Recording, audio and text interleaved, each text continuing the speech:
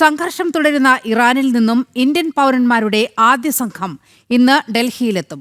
ടെഹ്റാനിൽ നിന്നുള്ള വിമാനം ഡൽഹിയിലാണ് എത്തുക. നേരത്തെ സാധ്യമായ വഴികളെല്ലാം പ്രയോജനപ്പെടുത്തി തിരിച്ചുവരണമെന്ന് ഇറാനിലെ ഭാരത പൗരന്മാരോട് വിദേശകാര്യ മന്ത്രാലയം ആവശ്യപ്പെട്ടിരുന്നു.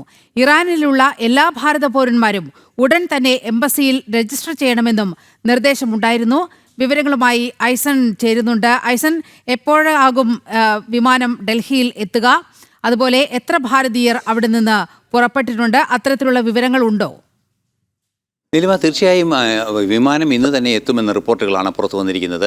എത്ര ഭാരതീയരുണ്ട് എന്നത് സംബന്ധിച്ചുള്ള വിശദാംശങ്ങൾ, അതിലെ അവരുടെ ബ്രേക്കപ്പുകളെല്ലാം തന്നെ ഇനിയും വരാനിരിക്കുന്നതേ ഉള്ളൂ. അധികം താമസമില്ലാതെ അത് സംബന്ധിച്ച വിശദാംശങ്ങൾ നമുക്ക് ലഭ്യമാകുമെന്ന് തന്നെയാണ് പ്രതീക്ഷിക്കുകയും ചെയ്യുന്നത്. നിലവിൽ ഡൽഹിയിലേക്ക്, ടെഹ്റാനിൽ നിന്നും ഡൽഹിയിലേക്ക് വിമാനം ഇന്ന് തന്നെ പുറപ്പെടുമെന്നാണ് വിദേശകാര്യ മന്ത്രാലയം അറിയിച്ചിരുന്നത്. നമുക്ക് നേരത്തെ അറിയുന്നത് പോലെ വിവിധങ്ങളായ സാഹചര്യങ്ങളാണ് ഇറാനിലുള്ളത്. അതുകൊണ്ട് തന്നെ അടിയന്തരമായൊരു ആക്രമണത്തിനുള്ളൊരു നീക്കം ട്രംപിൻ്റെ ഭാഗത്തു നിന്നുണ്ടാകും നിലവിൽ കരുതുക വയ്യ എങ്കിൽ കൂടി തീർത്തും അത്തരമൊരു നിഗമനത്തിലേക്ക് എത്താൻ സാധ്യമല്ലാത്തൊരു പശ്ചാത്തലം കൂടി ഉള്ളതുകൊണ്ടാണ് ഭാരത പൗരന്മാരെ ഒഴിപ്പിക്കാനുള്ള ആദ്യഘട്ടം ആരംഭിക്കുകയും അവർ ഇന്ന് തിരിച്ചെത്തുമെന്ന ഒരു റിപ്പോർട്ടുകൾ പുറത്തു വരികയും ചെയ്തത്.